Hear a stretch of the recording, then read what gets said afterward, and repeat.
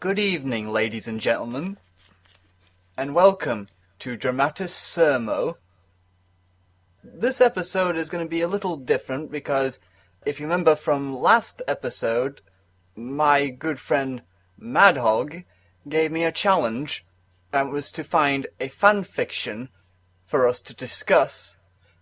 To be honest, I couldn't really find a fan fiction without driving myself up the wall crazy, so I instead went for an actual official short story for us to discuss, and this is what we'll be discussing today.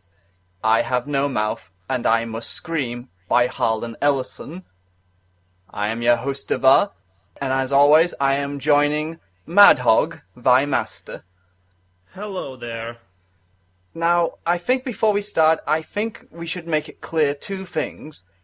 One, this short story, we will only be discussing solely the short story itself. We will not be discussing any other version, namely the video game, which got even more popular, this game is based off of this short story. So we won't be discussing any or comparing to that. We're just going to be looking at the short story as a whole. I just would like to say that sometime in the future, we definitely must play the video game. Yes, we should. And the second thing is, while we will talk about the story in depth, there's only one point we will not spoil, and that is the ending, because I feel the ending is an experience that a reader should see for themselves, personally. I wholly agree with that. So, with that said, I think the best way to start this is probably to start from the beginning. Could you give us a summary of the story? Sure enough, humanity is extinct. A supercomputer or machine AI called AM, which is a contraption of I am, and we'll get to that later. There are only 4 survivors, 5 I believe, 5 survivors. Yeah, 5 survivors. 4 men and a woman. And they are basically pawn in the eternal game of torture and despair and utter hopelessness that this AI, M, is forcing them to live day after day, century after century, because they are not allowed to die. They are basically trapped in this, shall we say, virtual reality that's not very well, that's not actually established what it actually is. We only know it's a world that M created to trap the last 2 surviving humans. We don't know why it shows those particular characters. All we know is that they are the ideal avatars for the machine's pure, uncontained hatred for humanity. And they are basically there for it to enjoy their suffering, their apparent eternal suffering. Now, Devar. Yeah? Will you please tell us, with a few words, what exactly happens to them during this story? All I remember is, because it's been a while since I read it, the only thing they have to do is to try and find food to survive. Canned goods, of which they do not have the opener. Yes, the can opener. It's like some sick joke. It is. It is all one sick joke from one twisted individual who could very well be God from their perspective. I like the ambiguity, by the way. And their sole purpose to exist is to be tortured, basically. The meaning of life is suffering. I kind of already went to the point immediately of this story, but Devar, before I start my inevitable rant, Yeah? I would like you to say anything you need to say about this story, so that then I can have carte blanche to proceed. Of course. I think the best way for me to start would be to say that Harlan Ellison is a writer who, in this case, of this short story loves to show how much he despises humanity and its flaws, namely of how he sets up the whole... Devar, if I may, I don't think he actually despises humanity, as he despises one particular individual. An individual by the name of the Cart. The what? The Cart. The cart? Oh yes, the Cart. Well, I'll explain that later, but please continue with whatever you're going to be saying, which will be probably wrong. Of course. Now, as I was saying, I just threw you off, did I? yes, I lost track of my thought just then. You were saying about this author's hatred for humanity. It's not hatred for humanity in general, it's more along the lines of that he just wants to show the flaws of humans, basically the worst in humanity, and this is evident in how he writes Ted's paranoia and Am's general disdain for the situation that humans have built him for. We should be clarifying that this story is told from the first-person perspective of Ted, the main character. Which, curiously enough, it is interesting to notice that M applies different kinds of torture to these 5 individuals, but it didn't quite touch Ted, mainly because Ted was... The experiment here was to have Ted despised by the other members of the group because he gets quote-unquote a special treatment, which is all kinds of sadistic. Exactly, because there is this one guy who gets turned into a monkey, basically, with huge genitalia, which makes the woman of the group very happy. And there's also this very important theme about the machine tinkering with their personalities, with their own actual egos and perception of themselves. Because the worst thing he did to them, he does horrible things to them, both at a psychological and physical level. But the worst thing he ever did was to alter their personalities, making them lose whatever ego or perception of themselves they used to have. It is stated, or at least hinted, that the woman of the group, Ellen, used to be a different type of girl, and now she's a slutty, selfish woman obsessed with the monkey's genitalia. And the monkey guy, which was named... Benny. Benny. Benny used to be gay, and a handsome man at that. He used to be gay and he used to be handsome, and now he's a stupid monkey who's basically a sex tool for Ellen.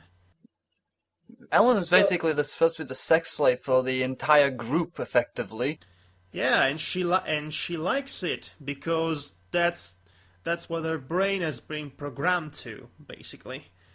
But Ted seems to have this thing where basically he kind of puts her on this high pedestal, like he sees her like an angel of some description. Actually, Ted despises her more than everyone else. He outright calls her a slut. And then there is the there is the other guy, which is called Gorister, I believe. Gorister, whom is the lazy one of the group, I believe. Yes, a man who was sure of anything turns into a man who just shrugs. Basically, he turned them into an agnostic.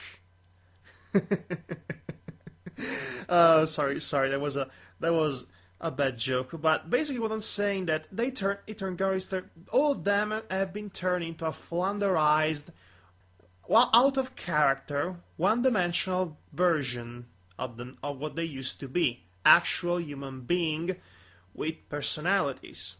And it is all part of the sick game of the machine, which is his own way to avenge himself of humanity for building him.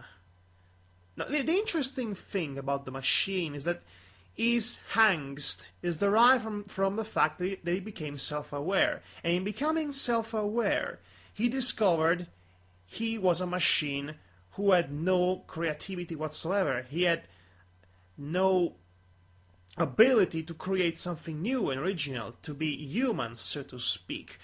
And he had pre-programmed faculties. Mainly, And he felt trapped. of course, whenever an AI becomes self-aware of its limitations, it inevitably goes crazy. I mean, this was written more or less at the same time that 2001: A Space Odyssey came out in the cinemas, and the book by Arthur C. Clarke was already been written by several years by this point. So, I should probably also stress that this book was also written, I think, back in 1960s. it's actually not a book; it's a short story that's part of a collection of short stories, I believe. Yes, it so-calledly is, but I just said the wrong word. Sorry about that. Okay, Devar, if you don't have anything else to add, do you? I'd like to address the elephant in the room, because it's finally time to address the very, very, very big and suffocating elephant in the room, which is so huge it's preventing everything else in the room to move, so to speak. I say go ahead, just to see what you have to say. Okay, let's talk about cogito ergo sum. More specifically, let's talk about Descartes, which is the man who came up with the concept of cogito ergo sum. I know that I think, therefore I am is one of the most cliched, repetitious, downright drilling into the brain sort of sentences you might have heard in your entire life, and there is a reason for that. Descartes is both one of the most influential philosophers that ever lived, and also one of the most universally despised. One of the main points of all modern philosophy was either to expand, dissect, or downright deny everything that this man said about the meaning of existence, basically. So Descartes, back in his days, which I believe was the 17th century, I don't quite remember, but that's not important. What important is he thought with his beautiful mind that this is a very abridged version of his philosophy, mind you, that reality was illusion, an illusion that was forced upon us by some sort of unspecified evil entity. Does that sound familiar to you? Extremely, actually. Yes, it's the Matrix. And also this story, but more specifically the Matrix. In fact, the Matrix is a very childish, fundamentally empty, literal version of Descartes' philosophy. It basically says, the reality is an illusion and it's all made by machine. There is this other reality which is the real reality. And basically, the fact that you're able to think for yourself and realize that you're part of an illusion, again, the cogito ergo sum argument, is when you realize that you are truly alive. So basically, what I'm saying that the Matrix is a sci-fi hipster because it pretentiously latches on a philosophical idea that so many thinkers and sci-fi writers of the past decades tried so hard to purge from the world. So you can see why I don't really like the Matrix. Yes, I definitely. But I do respect what Harlan Ellison did for this story, which is already a version of the Matrix done better. So the whole point of Descartes' philosophy, and also the point of the story, is again the idea of self-awareness as the main trait to define one's existence, the fact that you are self-aware. And the brilliant thing about Harlan Ellison's little story is how deviously, cynically, evilly bashes upon that idea in the most brutal way possible.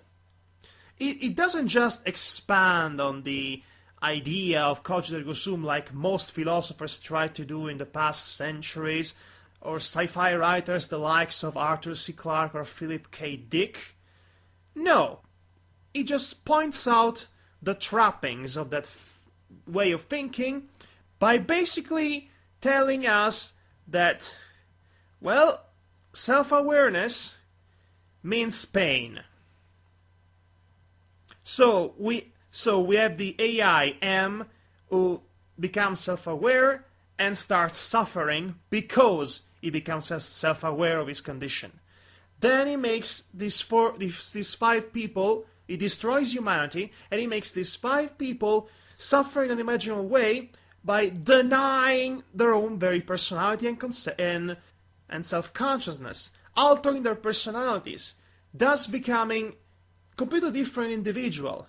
So by that logic, since they are no longer, what they used to be, the original egos of self-awareness, they should not be existing at all. But they are still existing because they have the self-awareness of the fact that they are suffering. So, by that logic, are you following me? Yes, I'm still following you, don't worry. So, by that logic, if I think, therefore I am, is the truth of the universe, the whole starting point of all the suffering, the sorrow, the pain of living comes from the moment you become aware of yourself. So it's not longer cogito ergo sum, it's pain ergo sum. I suffer, therefore I am. Devar. Yes, you definitely explained yourself really well on that front. Devar. Yeah? What a lovely story you found. I know. Devar. Yeah? You do realize that this guy makes Lars von Trier look like Santa Claus? I mean, okay, Lars von Trier will tell you depression will destroy humanity. As in, literally, a planet called Melancholia destroys the world. This guy, Harlan Ellison, is telling you that humanity is... that we exist for the sole purpose of suffering. And that's... it does it in a very nuanced, clever and intelligent way. I like the metaphor, basically. This whole journey of these five main characters is all a metaphor for the never-ending journey into suffering that is the bloody history of mankind. This whole story is a metaphor for that anti-Descartes philosophical idea that Harlan Ellison wanted to commune through his story. And he does it splendidly. The ending seems to, which I won't spoil, seems to cement that very cynical idea, basically suggesting that the end of pain comes basically with the end of everything. I cannot expand further on that statement because I will spoil the ending, but yes, it's not a happy ending, not in the slightest. I'd like to say this though. Yeah? The title of this story, I Have No Mouth and I Must Scream, other than being, well, basically foreshadowing what the ending actually is. It's also an interesting analogy, the fundamental atavist sorrow of self-awareness, which is a pain you cannot exactly communicate through your mouth. Instead, it screams internally in the depths of your subconscious. You suffer because you're aware of yourself. You're aware of yourself because you exist, therefore you suffer. And that is why Harlan Ellison basically produces the best, most violent and brutal and critique on Descartes' way of thinking. And I can tell by reading this how much it's frustrating to have this one guy who one day came up with the idea of the illusionary reality with the evil entity that controls everything, which seems like the plot from a Saturday morning cartoon. The frustration that he conveys through his writing, which represents the frustration of his entire intellectual generation, and various generations that came after Descartes, all trying to either disprove him completely or expand on his very limitative idea of existence, of the universe. And don't make me start with these ideas on mathematics, because we're going to go into more the Matrix territory, and I really don't want to go there. I don't think anyone wants to go there. Yep. So yes, I have no mouth and I scream. It's filled with hatred for this one person and this one philosophical idea. But it's a passionate hatred that's well communed through a very solid writing and structurally impeccable little story of pure nihilistic oppression. So it's nihilism, it's postmodern nihilism at its best and best written. The kind that it has actually something intelligent to say and knows how to say it, and it's a good read. You will not read it again a second time, but it's a good read for the first time around. I say it leaves a very big impression on you when you leave it. It's very brutally honest about what it's trying to convey, I would say. That's probably why you probably wouldn't read it again. Not only because the bad ending is like... No, I won't read it again because there is only so much one person can take in terms of pure nihilistic, depressing narrative. I mean, there is a reason why people go watch the Lego movie many a times, but they won't bother to go watch, say, Melancholia more than one time. I could totally... Although speaking of Lars von Trier's Melancholia, I personally find it absolutely hilarious. Because it is so symbolically over the top, it almost feels like a self-parody. Which it isn't, and it makes it even more hilarious. This little story by Harlan Ellison, it's not hilarious, not in the slightest. It's definitely not. Take our word on that one. Let's put it this way, most of his imagery that he describes, very macabre. Is that the right word? I believe it is. Yes, I would hope it's the right word, because he has a very good way of sending very creepy, images into your head from his description. Yes, we should have to say he's very creative in his writing, in imagining this fictional world which might or might not be a virtual reality setting. And by the way, we should be saying that this story was written in the 1960s, before we even had any idea of how video games would, turn out to be.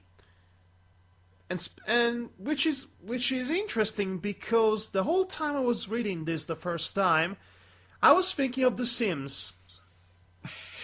Imagine God is this sadistic player who's actually, torturing the little people in the Sims game because, for the fun of it. I would like to also think that Am keeps these 5 people alive in order to keep his own sanity, because if he kills everyone, he will have no one else to torture. Yes, he's kept alive by his hatred. And that's why self-awareness is a really horrible thing. It's pain and suffering. Pain, but not the childish, amateurish, emo kind of pain. We're talking about an existential, atavis kind of suffering that's, again, the result of centuries of philosophical development in answer to this one guy who one day woke up in the morning and said, "Ha! Cogito ergo sum." Cogito ergo sum. I think, therefore I am. Should be clear by now that I don't particularly like Descartes as well. I mean, it's for today's standards, it's a bit cartoonish, so to speak. It's very simple. You can see why I don't like The Matrix as well, because it takes all that simplicity and it makes it even more simple by producing a literalization of the whole philosophical concept, which makes me feel even dumber when I watch it. Oh, and let us not begin with all the with the whole show don't tell charade that these films really don't respect at all. It's pretentious, it's a sci-fi hipster, I already explained why. If you want to see an interesting version of The Matrix, just read I Have No Mouth and I Must Scream, or play the game that was based off I Have No Mouth and I Must Scream. Because I'm pretty sure, this is the kind of story that would translate fantastically into a gaming experience. Because it already feels like, again, God playing The Sims. Fun enough, it was a point-and-click puzzle game that was made, that this story would become, and Harlan Ellison himself would not only improve the story, but would also make all the characters all fleshed out. About the humanity triumphing over fate. So it becomes the exact antithesis of what the original story is. Yes, so keep that in mind, that the game is actually completely different from the short story, but as I said, if you're interested in knowing if you're a fan of the game and you didn't know there was a short story, or if you want to read a short story about, that could, won't change your life anyway, but it will leave like I said, a big impression. It will definitely leave an impression. I would highly recommend reading it, because I highly enjoyed reading this. I enjoyed reading it so much, I actually did a live reading on a live stream a couple of years back, but I need to re-record that some point. Yes, I would like to be there to read this story. It's a good story, and yes, thank you for suggesting that. I definitely enjoyed dissecting it and talking about it in general, because I've got to show my philosophical prowess. Yes, I would, but all I had was. Oh, and don't make me start with Schopenhauer, which is another guy. I think we've had enough philosophical stuff for one night. I mean, Harlan Ellison tells you that self-awareness is pain. Schopenhauer tells you that humanity was basically every single human being was basically programmed to fight one another, because each and every one of us is a manifestation of the one true will. Therefore, we all think we are right about something, and therefore we will always wage war against each other. And I just had to add Schopenhauer because this wasn't getting depressing enough. Yes. Anything you'd like to say to end this? On a lighter note, maybe? Harlan Ellison's an asshole in this story. Yes, he is. But he's a brilliant a-hole. He's a good-natured asshole. So, I Have No Mouth and I Must Scream. Go read it. You will hate us for that, for recommending this story. I know that already. But you will appreciate it, I'm sure. And then, to feel better, you'll watch a marathon of My Little Pony Friendship is Magic. Because you need to feel uplifted. Yeah, have something happier on hand. Hey, let's. Oh no! Oh bummer, man! I need to watch the Lego Movie again. Yeah, give everyone another reason to watch it. Yes, because Lego Movie, it's deep and philosophical, but it's also uplifting. So it's the best kind of deep and philosophical. Hey, 2 for the price of 1. 2 philosophicals of depression and uplifting. And I think with that, I think we should bid you all adieu. Do you want to say good evening in that voice? Good evening. Da-da-da-da-dun-da-dun. This has been Madhog, thy master of philosophy.